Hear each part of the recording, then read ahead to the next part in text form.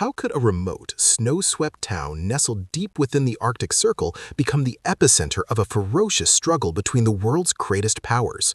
In the spring of 1940, the small Norwegian port of Narvik, a place of quiet fjords and towering mountains, was thrust onto the world stage, its name forever etched into the annals of the Second World War. Its significance did not lie in its size or population, but in a simple, cold reality of geography and geology. It possessed an ice-free harbor, and it was the critical gateway to the vast iron ore mines of Kiruna and Gällivare in neutral Sweden. This ore was the very lifeblood of wartime industry, the essential ingredient for crafting the steel needed for tanks, ships, and guns. Both the Allied and German high commands understood this with chilling clarity.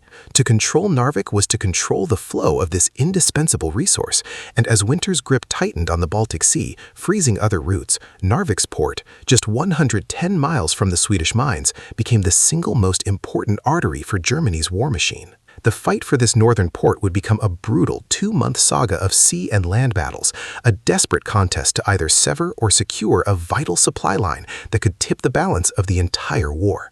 The conflict erupted on the 9th of April 1940 when German forces unleashed Operation Weserübung, their ambitious and audacious campaign to seize both Norway and Denmark. Narvik was not merely a secondary objective, it was a prime target, a linchpin in their strategic calculus. Under the command of General Edvard Dietl, a formidable force of 10 German destroyers, their decks crowded with over 2,000 mountain troops, slipped into the long, winding Ofotfjord. They moved under the cloak of darkness and through a heavy, swirling snowstorm, their surprise assault designed to be swift and overwhelming. The small Norwegian garrison, caught completely off guard, stood little chance. In the gray, uncertain light of dawn, the German warships steamed into Narvik harbor itself, where 2 antiquated Norwegian coastal defense ships, the Eidsvold and the Norge, were anchored, representing the last line of a desperate defense. Despite the impossible odds, the 2 Norwegian vessels took up the fight, their guns blazing in a final, defiant act. The response was immediate and devastating. The German destroyers unleashed a torrent of fire, and both Norwegian ships were quickly sunk, taking with them a great loss of life and extinguishing the last vestiges of organized resistance. With the harbor's defenders at the bottom of the fjord, German troops poured ashore, capturing the town and its invaluable port facilities with stunning efficiency. Germany had secured its prize, believing its hold on the iron ore route was now absolute. The swift and brazen German occupation of Narvik sent shockwaves through the Allied command, triggering an immediate and powerful response. The ensuing conflict, known as the Battles of Narvik, would rage from the 9th of April until the 8th of June 1940, fought not only on the cold waters of the Ofotfjord, but also in the treacherous, snow-covered mountains that loomed over the town. The first phase of the Allied counterattack was naval. On the 10th of April, just one day after the initial invasion, a squadron of 5 British destroyers daringly entered the narrow confines of the fjord to challenge the German fleet. In a chaotic and vicious engagement within the harbor, they succeeded in sinking 2 of the German destroyers and leaving a third badly damaged. The victory, however, came at a steep price. The British naval forces also suffered grievous losses in the fierce exchange, with 2 of their 5 destroyers sunk and a third heavily damaged, forcing the survivors to withdraw. This initial clash set the stage for a far more decisive confrontation. The British Royal Navy returned on the 13th of April, this time in overwhelming force. Leading the flotilla was the mighty battleship HMS Warspite, its heavy guns a symbol of British naval power, accompanied by a formidable escort of 9 destroyers.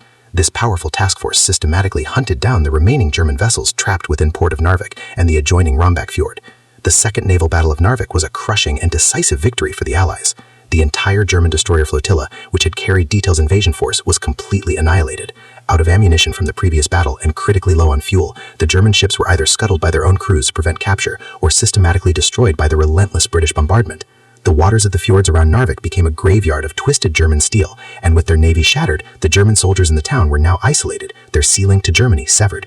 With naval supremacy established, the conflict transitioned from the sea to the unforgiving land.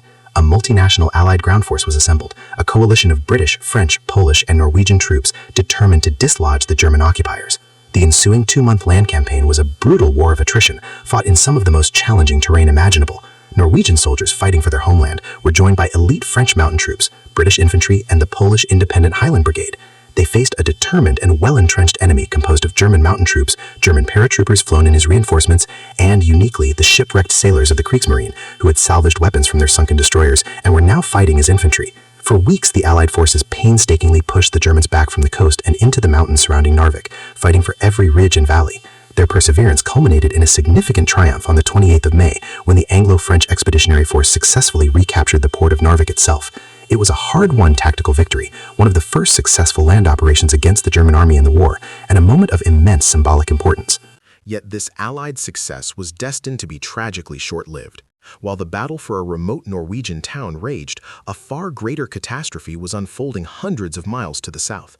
In May of 1940, the German war machine had launched its Blitzkrieg into France and the Low Countries, shattering the Allied front and threatening the very existence of the British Expeditionary Force. The critical situation on the Western Front forced a painful re-evaluation of Allied priorities. The forces committed to Norway were desperately needed elsewhere. Consequently, despite their victory, the Allies were compelled to begin their evacuation from Narvik on the 9th of June.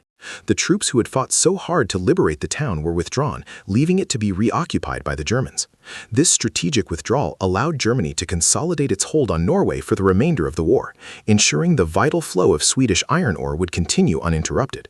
The battles of Narvik thus remain a poignant paradox, a resounding tactical victory for the Allies that, due to the inexorable tide of larger geopolitical events, ultimately translated into a long-term strategic success for Germany.